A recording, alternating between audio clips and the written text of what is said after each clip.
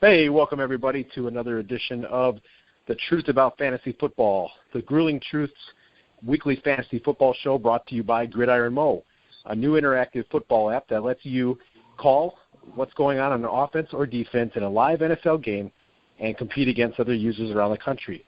That's Gridiron Mo at www.gridironmo.com or at thegruelingtruth.net. I'm your host for the Fantasy Football Show, Matt Andruscavage, and I'd like to welcome in my co-host, Oz Davis. How's it going tonight, Oz? I'm doing okay. I'm a bit surprised that the Edmonton Eskimos are losing 14-0 as we speak, but I'm okay. Yeah, that's kind of a surprise. Although I wouldn't know because I'm still learning about the CFL, but I'm going to take your word for it because I do read your articles. So. Right. Thank you, sir.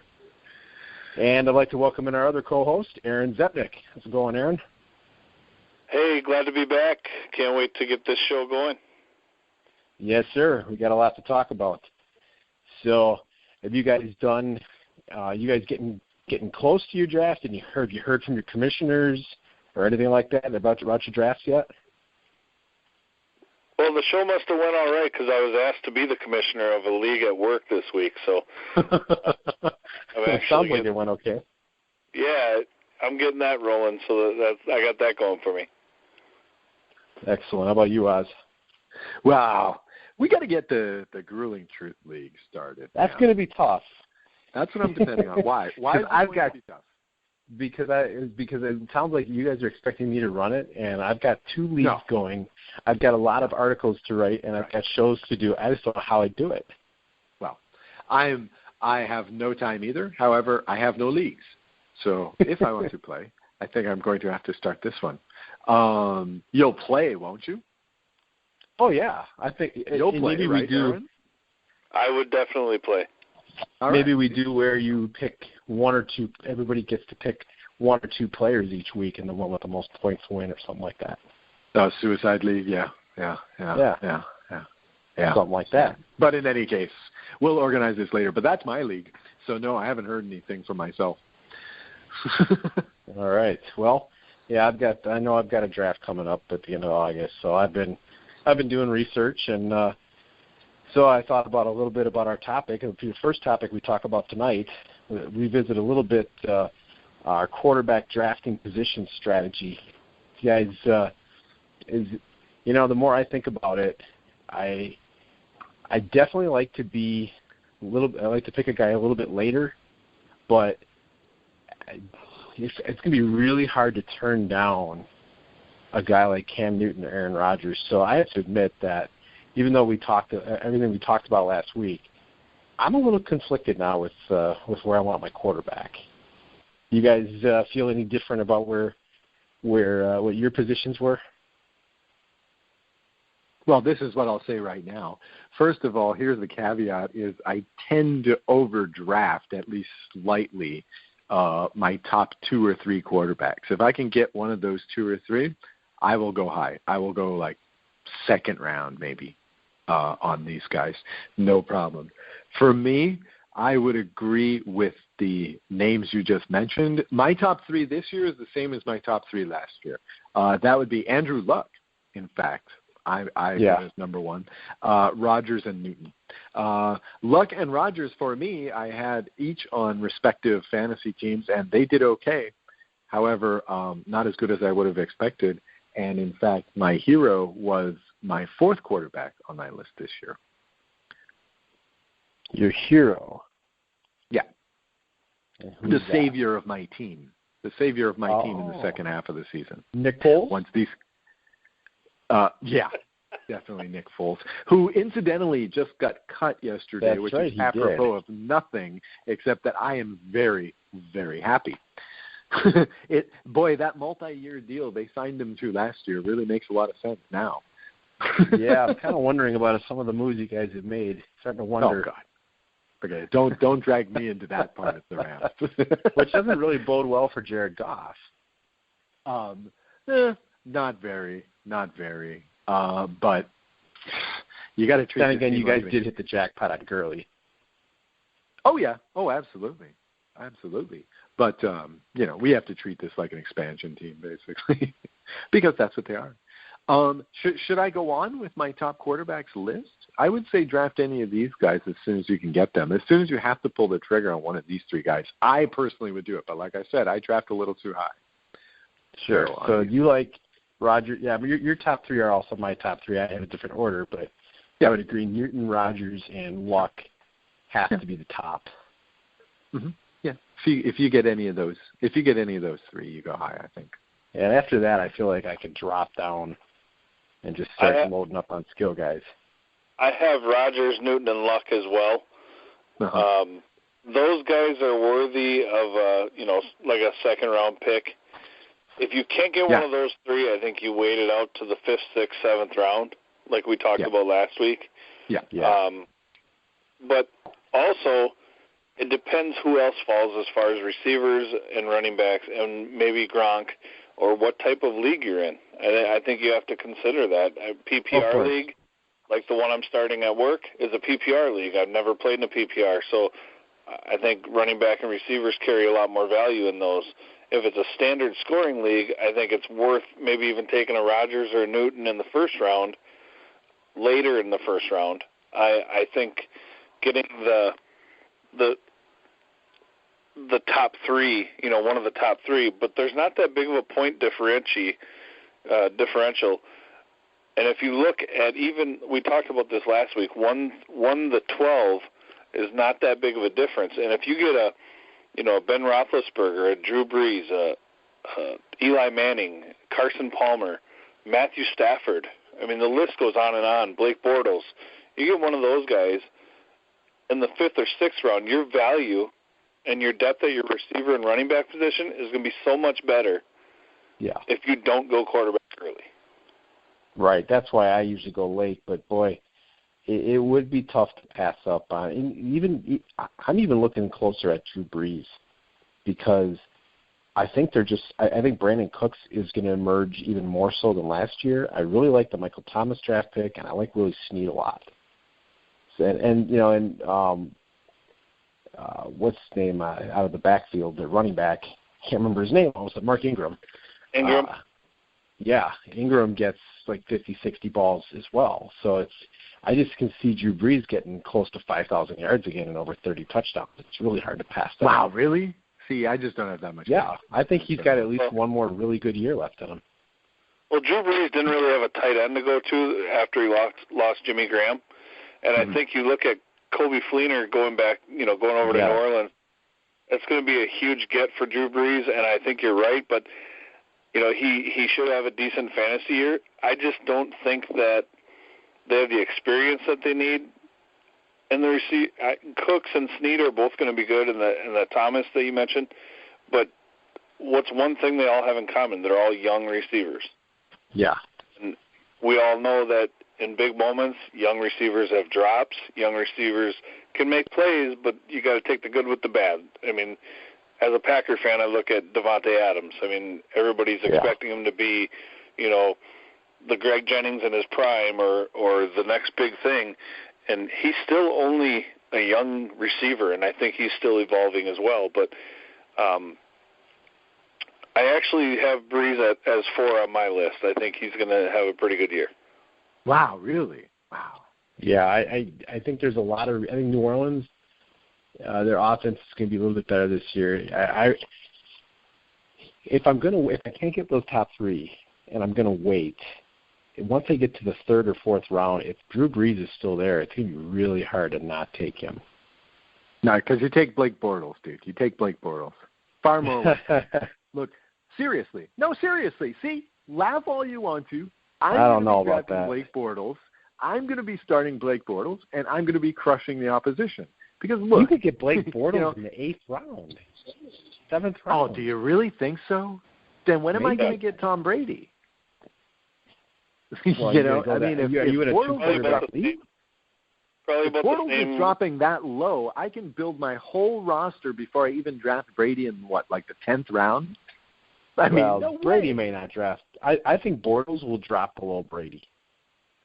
Really? Absolutely. Wow. I mean, Brady will put up as many points in 10 weeks as some of the guys from 8 to 16 put up in 14 weeks. Right. That's how I see it too. I know I like Blake Bortles. I just don't think he's going to be regarded that high. I think you could totally wait on someone like Bortles. Wow. Well, look at the quarterbacks. Well, I'm looking forward to that.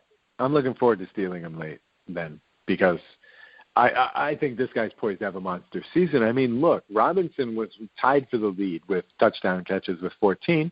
Hearns put in another 10. Yeah. I mean, and by the second half of the season, he had, like, the interceptions under control. He wasn't throwing, like, 3 picks a game. I mean, the guy gets hit a ton. He gets sacked so many times. Well, yeah, but I just don't know that everybody views him. Okay. Look at the quarterbacks I named, though. Eli Manning has Odell Beckham, Sterling Shepard, and Victor Cruz. Okay. Carson Palmer has John Brown, Michael Floyd, and Larry Fitzgerald. Okay. Andrew Luck has T.Y. Hilton. Andre Johnson still there? No, but Dante Moncrief and Dante Moncrief is going to be a beast. And then who else? Roethlisberger has, Martavius Bryant's out, but he's still got Marcus Wheaton, maybe? Sammy Coates, Marcus Wheaton, Antonio Brown, and Ladarius Green at tight end. So, I mean, and those guys are all quarterbacks that are known fantasy quarterbacks. They've had really good years. Bortles had an average year last year. I wouldn't say he's a top 10 quarterback yet. He's getting there, but not yet. I'm telling you, man, if you like Bortles, you can really let him slide. Yeah, exactly. And I think he'll go 6th, 7th round if somebody's really high on him, like Oz. You said you drafted quarterback high. I was going to draft him first overall pick. Even a guy like Jake Cutler, who's not a very good quarterback as far as getting you wins in their franchise, he's got Alshon Jeffrey and now Kevin White coming off an injury, who will be appealing to some people. I am not reaching on a quarterback if I can get, a top 10 receiver in the first and second round, a top 10 running back in the first and second round. I'm filling those 4 positions first. And I'm probably going to go with a Greg Olsen or a Travis Kelce even before I pick a quarterback. You could build your whole roster tight ends before you draft Blake Bortles. You could totally build your roster. You will have no problem getting him. Yeah, absolutely. Okay, great. Well, he's in my top 5.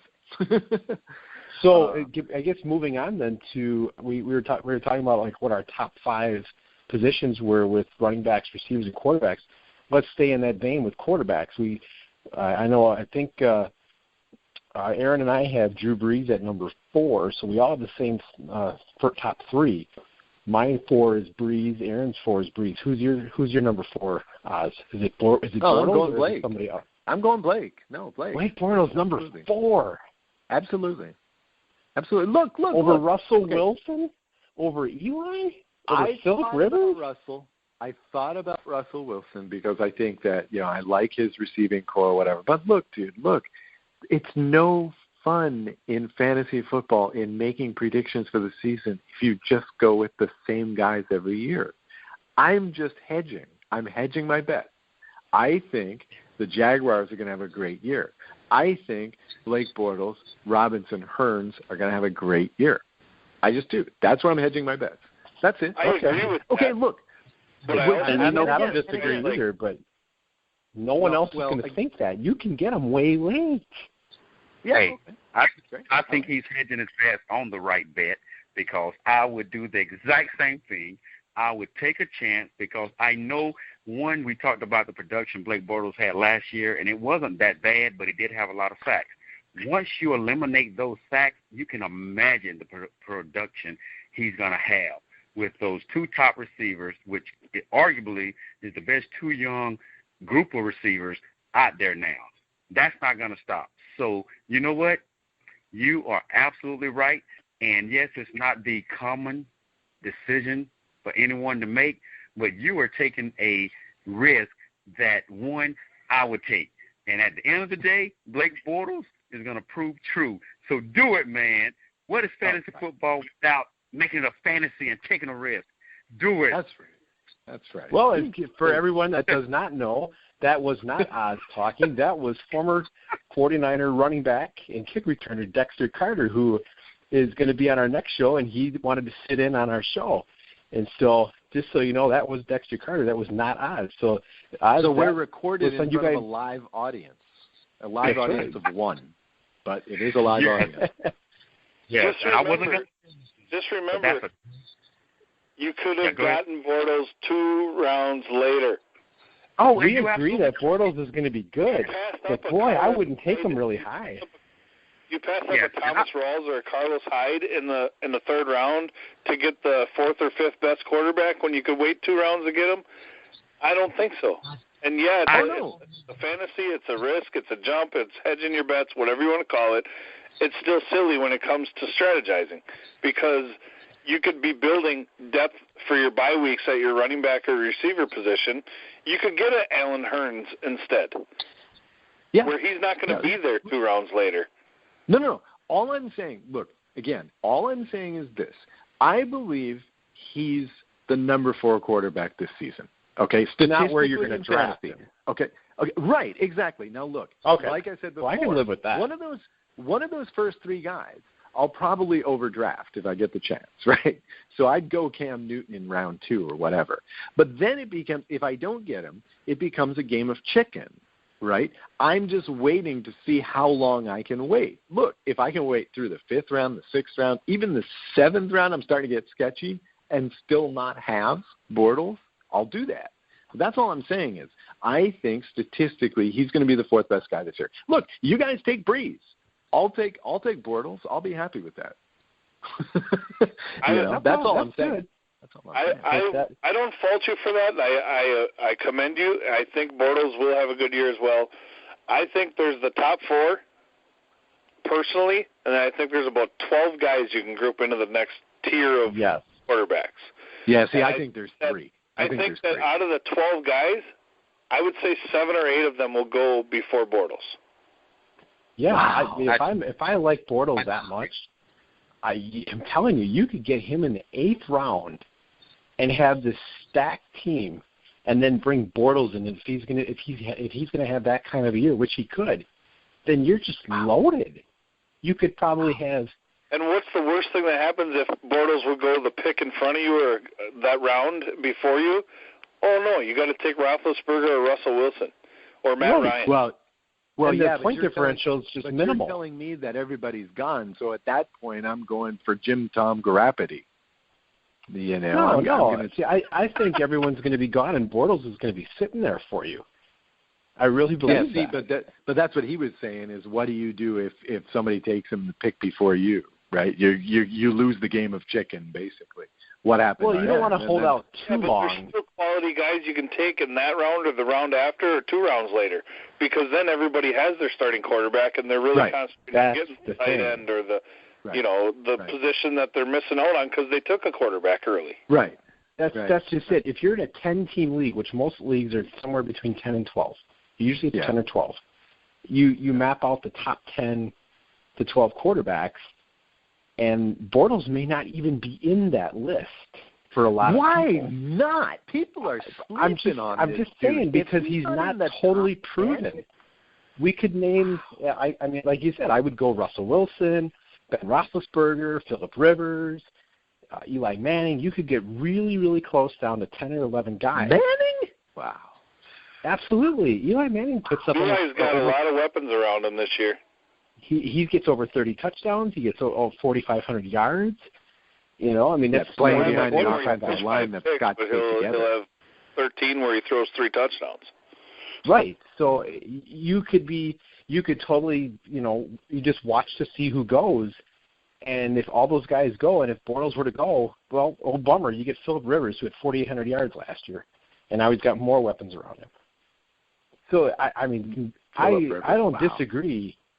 I don't think quarterbacks ever been deeper than this year. Yeah, I mean, like you said, there's 10 guys that are the difference in points is going to be so minimal. There's like 10 of the same guy out there. Yep. Okay. Yeah. We shouldn't destroy this point as far as stats, but even if he is, it's not going to be by that many points per week that you have to reach on him. That's all I'm saying. I'm just a big believer in getting the top guy at your position. Okay, so in other words, if I'm drafting like 9th or 10th in a 10-team league, okay, and everybody else is going wide receiver, running back, I'm thinking about Gronk. I'm thinking about Gronk and then, who the best athlete that's left. Those are my top 2 picks. Sure. I mean, because why not? Because he's definitely the best at the tight end position. So why not? Just don't pick Bortles in the 3rd round. Don't do that to yourself. You can get him later. I don't know where you guys got this idea that I would do that. I don't know where you got this idea. Well, you're really high on him, so we're just making sure. Yeah. Well, I'm not that high. I'm not an ECP here. Jesus. All right, so Bortles is your 4. Who's your 5? 5, I kind of put up for grabs, but I think I'm going to go with Russell Wilson. Although I like the potential of Brady, too, especially if you can get Garoppolo as well. But then if you go that strategy, then you need a 3rd quarterback. So I'd put Russell at 5. Okay. Yeah, he's my 5 as well. How about you, Aaron? I actually had a toss-up between Roethlisberger, Russell Wilson, Eli Manning, and Matt Ryan. Wow. Yeah, that's pretty like fair. Like I said, I'm those guys are all one and the same to me. And then you look at Tom Brady, like I said, he'll probably put up as many fantasy points in 10 weeks as those guys do in 14. Yeah. I think so, too, especially with that team. What I'd like to say, though, on the quarterback position, there's 2 guys that I think nobody has even got on their radar. I don't think we've even really talked to. I think I touched on one of them last week, but there's 2 guys that I think are sleeper quarterbacks. If you're in a deep league with where you can draft 3 quarterbacks, there's 2 guys that I think are going to have either a really, really good year or it'll be the start to the end of their career. One, Colin Kaepernick in San Francisco. The fact that Chip Kelly is there and he had that running style quarterback in college, he's got the weapon that I think fits his persona. I think Kaepernick could have a bounce-back year, and I also think Jameis Winston could have a huge year, believe it or not. Well, okay. Winston I would be willing to go with. Kaepernick is way too much of a leap of faith for me. Well, right now it is because we don't know what I'm not saying 3rd round like Blake Bortles area or anything. I'm saying like 15th, 16th round where you're like, who do I take? Josh Gordon, who's suspended 4 games, or do I take a guy that could really have a lot of rushing yards as a quarterback? I think Kaepernick, I'd go out on a limb, and I'll say Kaepernick will probably have more fantasy points than Russell Wilson this year. Wow. That's a limb. That's a limb. This may be betting territory. Hey, Blake Bortles can be a limb that's a fantasy. I'm saying I think Kaepernick has that talent with the right offensive mind that he could get back to where he was when he was slaughtering my Packers, and I think he could have a bounce-back year where he comes into the top 5 to 7 quarterbacks again. It's possible. I obviously will have to. Training camp starts on Saturday, and I will say this: whoever wins with Anthony Davis coming out of retirement, if he can regain form and the offensive line is solidified, whoever wins that quarterback competition between Blaine Gabbert and Colin Kaepernick, I would not say don't draft one of those guys, because I do think one of those guys could be your QB2, your back, for sure or one of your backups, especially in a deeper league, because both of those guys can run. I think they're both going to be effective this year, whichever one wins the competition. Are we sure that Chip Kelly is a great NFL coach? Or even we're not sure about that. I'm not saying he's a great NFL coach at all. I'm saying I think he's a great offensive mind, and I think it'll benefit Colin Kaepernick, and I don't think that there's even a question on who should win that job. That's just no, there's no question on who should win that job. No. That's 100% true. Well, if he comes out and plays really well, and definitely looks like he's taking over the position, I also think he's going to have a good year. Do I think he's going to outperform Russell Wilson? That's tough, and I'm a big Niner fan, as everybody knows. But I will say I do think he'd have a good year, and possibly the kind of a bounce back year that you're talking about, Aaron. But I don't know if I'd go that far. I'm just glad that this is recorded. I have proof. I was on record in saying it. Yeah. No, I believe me. I admire Dexter and I are hoping you're right. I admire the guts of your call. I am not. I don't believe it's going to happen, and I hope it doesn't happen because the Rams don't need more competition. They got to get that 8-8 this year. You guys have the 7-9, 8-8 record all solidified. So and it's just a matter of will you be in third or fourth. Oh yeah. I'm well aware.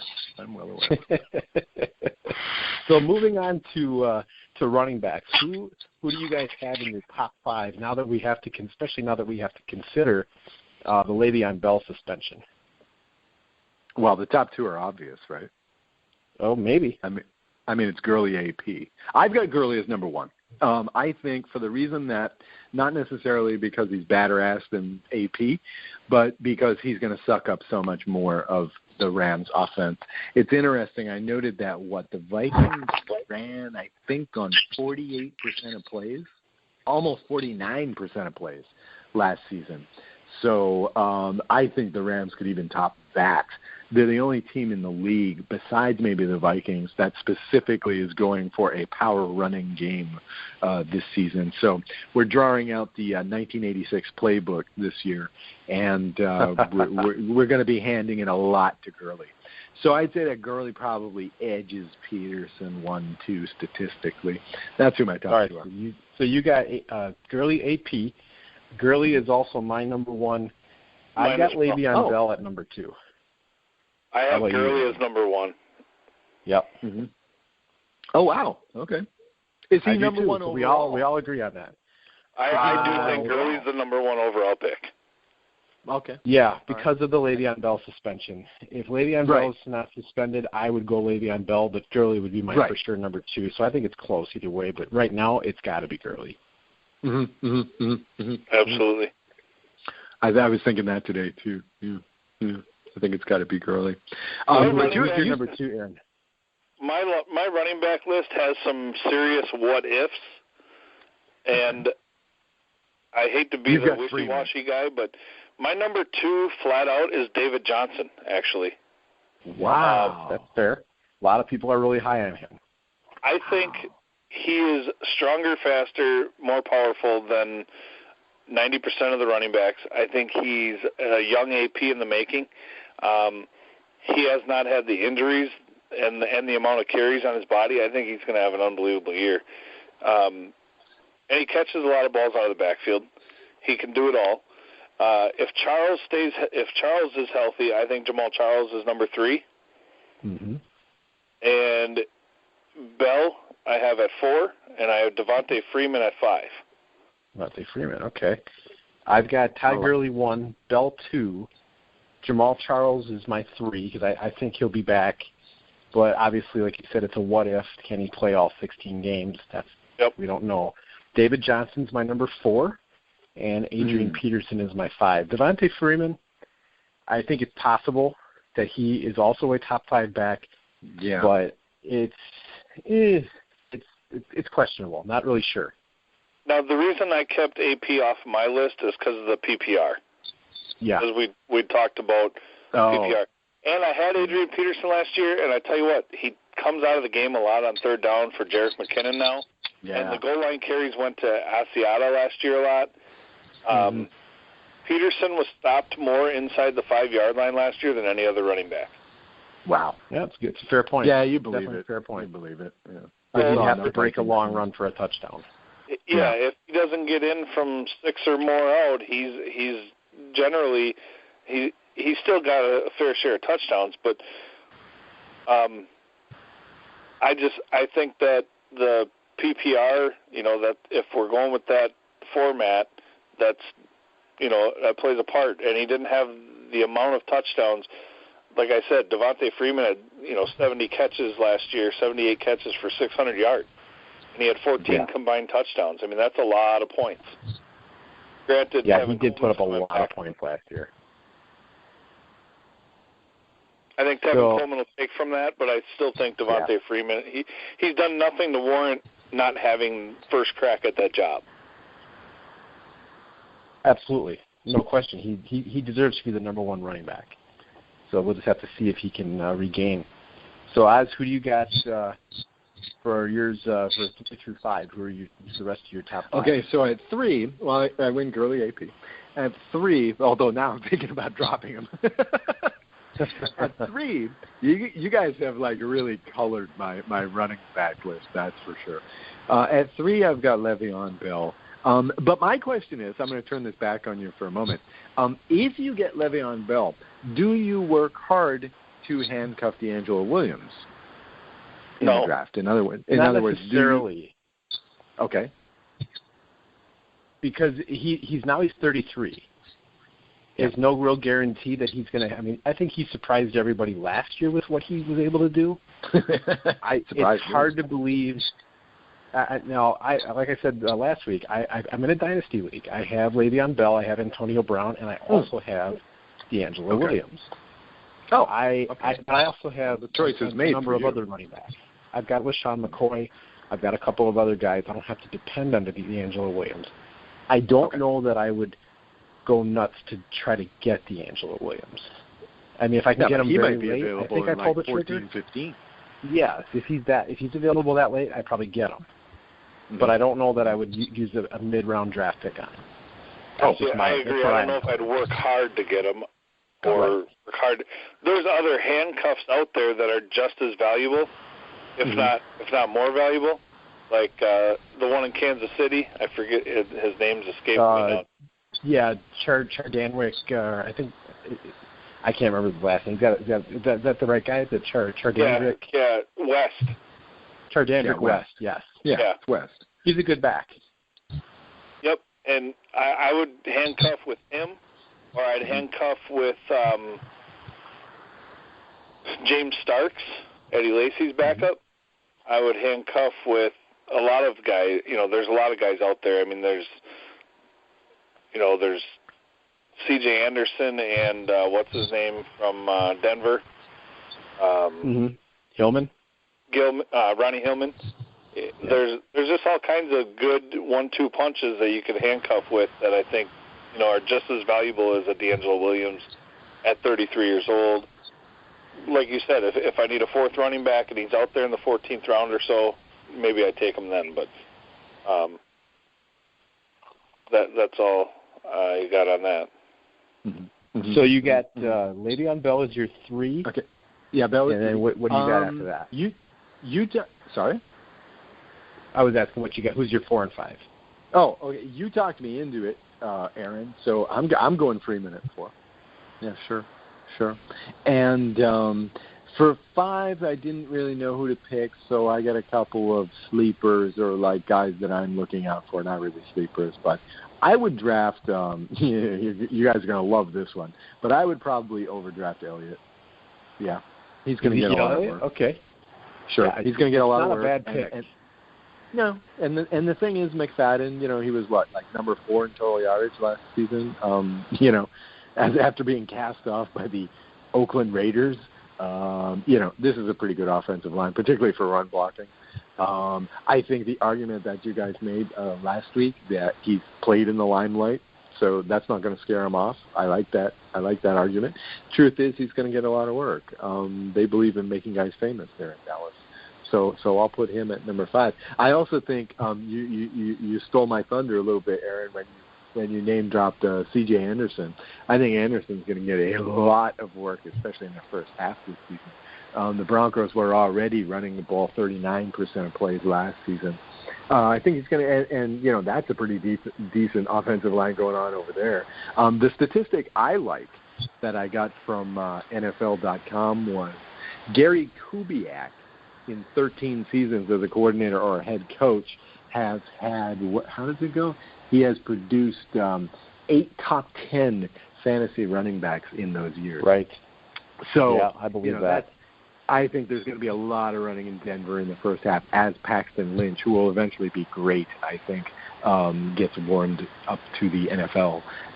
So Anderson might be a nice pick, especially, mid to late. I'll be honest, I'm a little leery of C.J. Anderson. I've had him on my teams in the past. I'm worried that this year he's going to suffer from Jamal Anderson and Terrell Davis back in 1999 when everybody stacked the line 8-9 deep just to stop him. I'm worried that everyone's going to go after C.J. Anderson, and he's going to end up averaging like 3.1 yards a carry or something like that. But I mean, he might not. They have a good, but they lost Evan Mathis at guard, and I thought they lost another lineman as well. So I'm a little nervous about C.J. Anderson, although I do like him a lot. It's a good point. That's a good point. Again, I got a couple other running backs here just to mention. One I'll bring up later in my Who's Going to Bounce Back segment, but another guy that I think warrants at least a top 10 running back look is Thomas Rawls from Seattle. No doubt. He stepped in, and I would take him over Elliott, and then I had like Elliott right after them guys there. So I think Rawls is a guy that can hit the home run. He's also a guy that can, get you the yards. Yeah, that's a good pick. That's a good pick. Rawls is definitely a guy that I think he's regarded around that top 10, but I think he'll be he may slip a little bit. So he would probably be more of a pretty good value pick. The only thing I worry about with him is also the offensive line. That is their one real big glaring weakness in Seattle. But I do think he'll have a good year.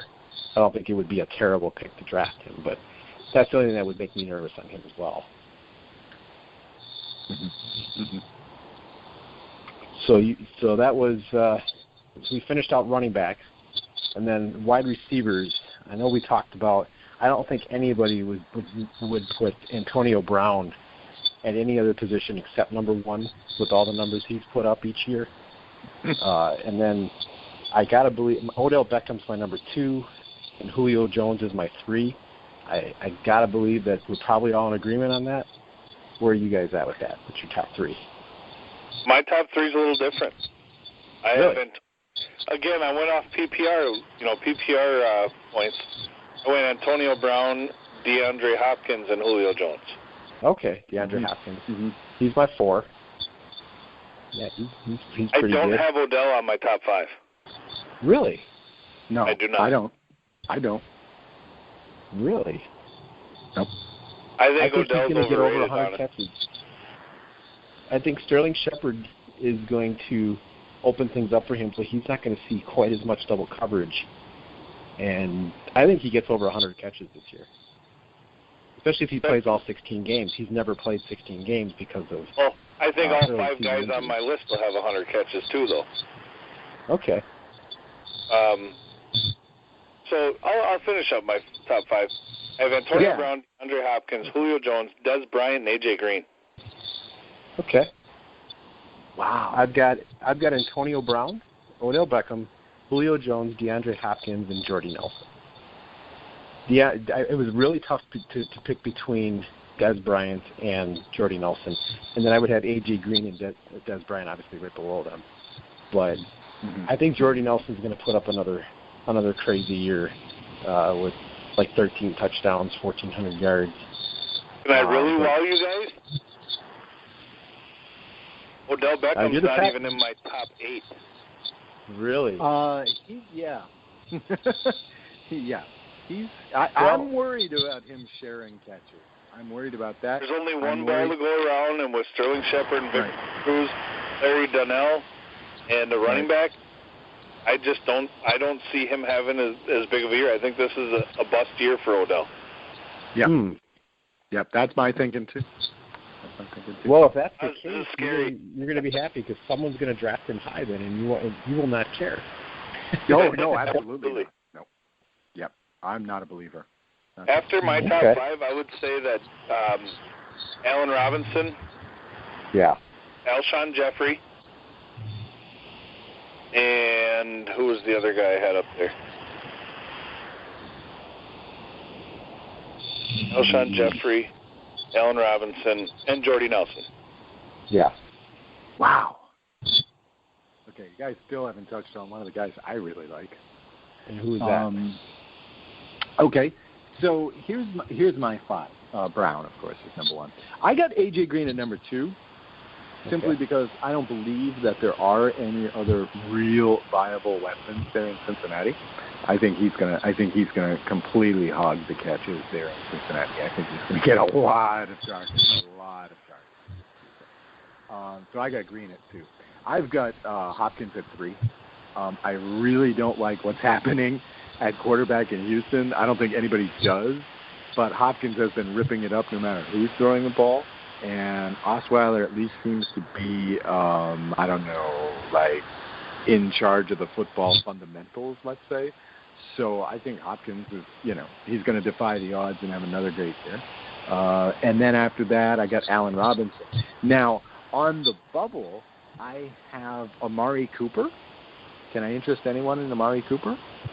He was in the top 10 for me. He was next. Okay. See, I like Cooper a lot. I've been overdrafting him since he was a rookie. So I like him a lot, and he's Carr's number one weapon. I think Carr is developing into a quality quarterback, and I love what Oakland is doing right now.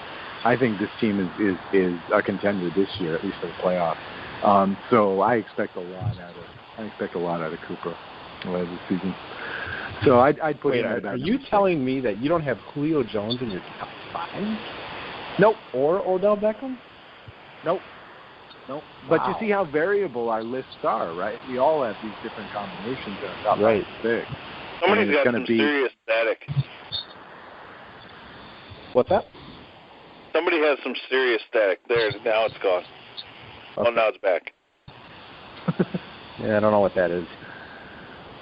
I'm not hearing it.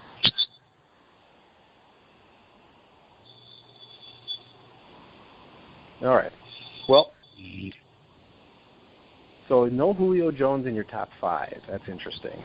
So but it's still close, isn't it? That's so close. So is he your 6? I would have Dez, I say, at 7, and then. Well, see, then you still have Beckham in there too. See, it's all bunched up in there. I know. Sure. I know. I like my top 4. My top 5, I should say. But after that, it's all bunched up. I think you have the same situation like you do at quarterback. I also think that this is a great year for wide receivers, and it's going to be pretty hard to miss as long as you get one of the top, maybe 12 or 13 receivers. You have at least one good player, I think. So I think it's a pretty good year for receivers. I think these lists are going to be very variable. I mean, after Antonio Brown, which of these guys is a top 10 pick overall? Top 10 pick overall, I think Julio Jones is. Julio Jones, DeAndre Hopkins, maybe. Hopkins. Maybe. I'd probably go Odell Beckham too, but that's me. Yeah, see, that's the thing. We can say that all the time. I like Amari Cooper in the 3rd round, but that's me. I think that the receivers are so bunched up this year that you can't lose on a lot of these top 13, 14 guys. That's a fair statement. Yeah, I would agree with that too. Overall, that if you get one of those guys, you're in good shape. So I guess that's a good segue into our next segment. What about tight end? First tight end? Well, after Gronk. Tight end. To me, tight end's going to be a little weak this year. Seems like it. Really? There's not a lot of tight ends that I'm just really wowed by. I like Travis Kelce. I really like Ladarius Green in Pittsburgh. I like the possibilities of Kobe Fleener in New Orleans. Yeah, see, I don't get that. I don't get your love of Fleener. That I'm missing. Tyler Eifert is very good, but he's so injury prone. Yeah. He was real good for my team last year, but he was out a lot. There's 3 on my top 5 that you haven't named yet. 3 of your top 5. I was thinking about my top picks for tight end. I did not actually put them together. And I was thinking, wow, Eifert would be number 2 if he weren't injured constantly. Seriously, I mean, when this kid plays, he's off. Eifert's not in my top 5.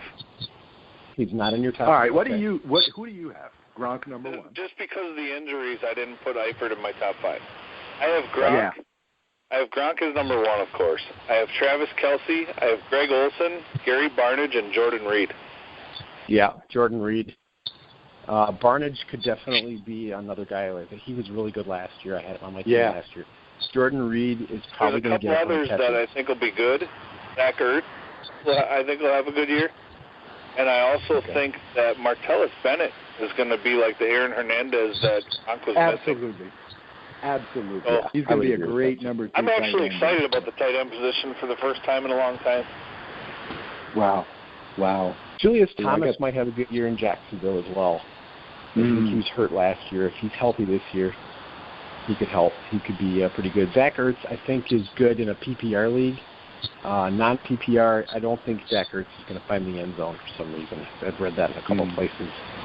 He usually doesn't find the end zone, but yeah, PPR for sure, he's good. And there's the Richard Rodgers, Jared Cook in Green Bay, and then you have the Larry Donald's a good red zone target for Eli. He's a big guy. They like to throw to him a lot down in the red zone. And then there's also the I just lost it now. Kyle Rudolph. I think Rudolph will have a pretty good year. Now that they have 2 outside legit weapons with Treadwell and Diggs, I think teams can't focus on AP and Rudolph in the red zone anymore. Yeah. That's probably true. Yeah, that's a good assessment. Yeah, I would buy that. I would buy that. Although up a little bit for Rudolph. Yeah, see, Rudolph has been so. I mean, he caught fire for about 2-3 weeks a couple of years ago, and he was very flavor of the month, and I got burned. So I'm still a bit hesitant about Rudolph, but I like your assessment. I think you put forth Greg Olson's really good too. I did forget about Greg Olson. He's a top 3 tight end for sure. Yeah.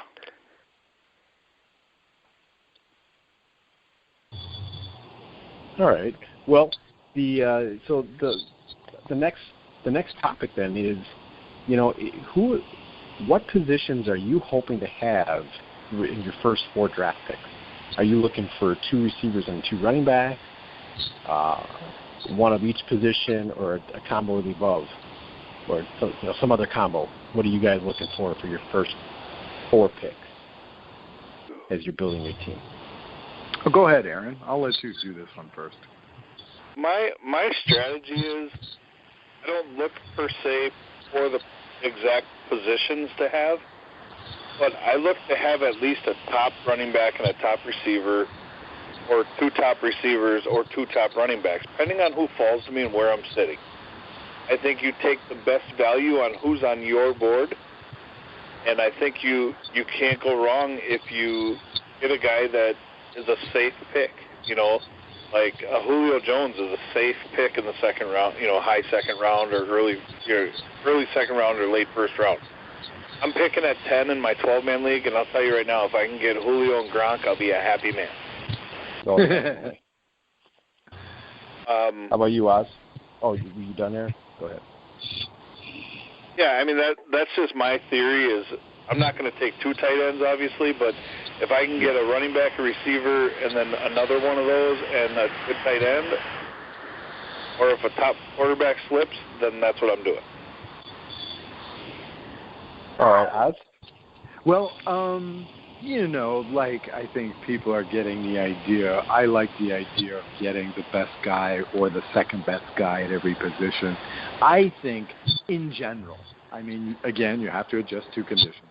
But I think in general, after the first 4 rounds, especially if I'm drafting early and I have more control, I want quarterback, running back, wide receiver, or running back, wide receiver in the top 4. In general. But, again, you have to adapt to conditions. A couple of years ago, I was drafting 12th in a 12-team league. And I went wide receiver, and I had a pretty good result. So, again, you have to adjust to, your situation. But in general, I like to fill those top 3 positions in the first 4 rounds, if possible. Yeah, for me, I usually don't get one of those quarterbacks that fall to me. So I'm usually immediately going to the strategy of getting my quarterback late. So I like to have 2 really good wide receivers and 2 good running backs, or if there's a third running back available, I pull the trigger because, like we talked about last week. Yeah, because the drop-off is so big with running backs, depending on how your league is structured. And some guys are going to get stuck with a running back as their starter that would be like a running back 2 in most situations if running backs get gobbled up. So yeah, but you play PPR, so wouldn't wide receiver, running back be the best combination in the first 4? It depends on how it's set up. I value running backs pretty high, and if I can get 3 really good running backs, because the way our league is set up, I get 2 flex positions. So if I can play 3 really good running backs that can score, I can get LaShawn McCoy and Jamal Charles and Matt Forte. Obviously this Matt Forte would have been a couple years ago. I'm going to go with that because those guys are going to score. They get a lot of receptions, and they score on the ground and in the air. And some of their owners are going to get stuck with their starting running back is going to be one of the lesser running backs. And then one of those guys goes down, all of a sudden I've got major trade bait. So I usually go that route, but obviously on just an average standpoint, 2 wide receivers, 2 running backs. But I'm not afraid to pull that trigger if I see a really good third running back out there. It's not a bad strategy either. I agree with that. If you can get 3, RB1s or 3 RB1, RB2s, and when you're playing guys on your bye too, I mean, you don't have garbage in there as your starters. Right. All of a sudden you're bringing a guy off the bench that he's starting for basically every other team. Yeah. So I think where you draft is a huge play on what you have to go with or what you do. Yeah. I think if you're early in the top 4 or 5 picks, I think you have to kind of reach on a guy if you want him. Same thing if you're late. You got to kind of let the draft come to you, and if you're in the middle, you just have to draft the best player available. Yeah. If you don't like anybody, trade down and get an extra pick the next round, and then get that. Yeah, if you're in the middle, you definitely have to go best player available because you're in the middle of every round. Yep. Yeah. Middle sucks. Yeah, it does. I don't really like it too much. So, and then our last segment, if you read any rankings, or if you just watch the game or you're familiar with fantasy football, there's always going to be a group of players that they get rated pretty low, and most people are going to shy away from. Who's the player in that list that you think is actually going to turn out to be really good and you're going to end up getting a steal? Go ahead, Oz.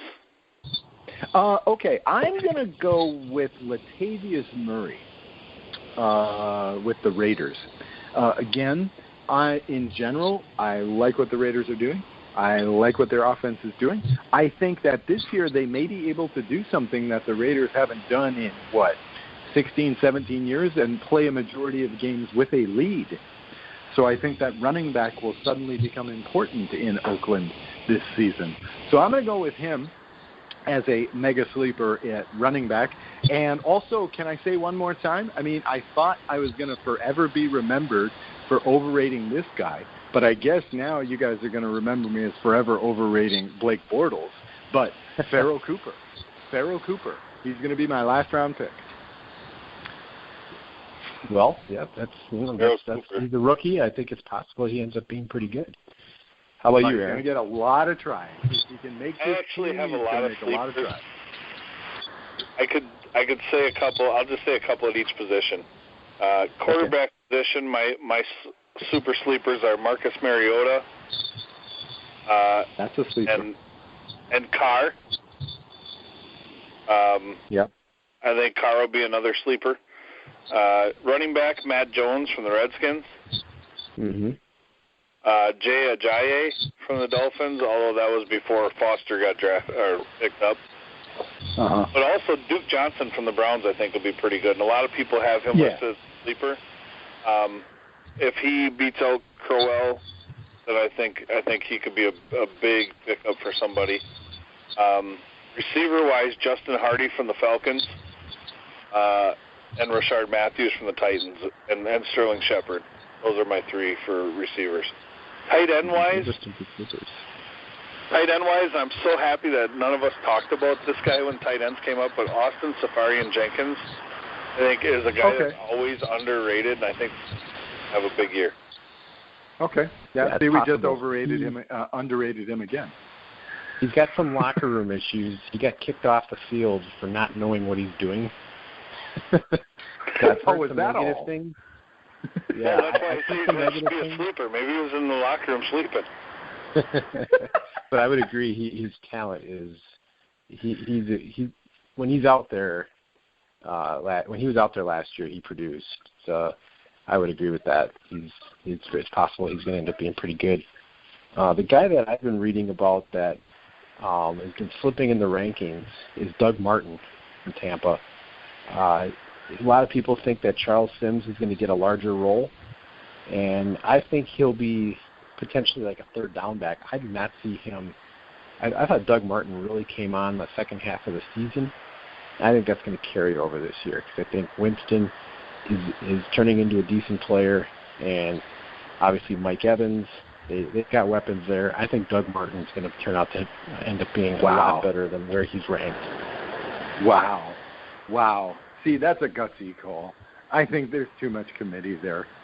I mean, I like the possibility of Winston, but I'm this leap of faith I'm not going to take. No. Yeah. I don't think it's that big of a leap. I don't think Charles Sims can get that much of a load. You don't think so? I think no. When Doug Martin's out there, I mean, he can drop 200 yards on you like quick. He had some long runs for touchdowns. He's like Pierre Thomas that way. Once in a season, he'll have a big game. I think he cracked over 1,000 yards last year. Yes, I apologize to all the listeners for dropping Pierre Thomas's name on our fantasy show.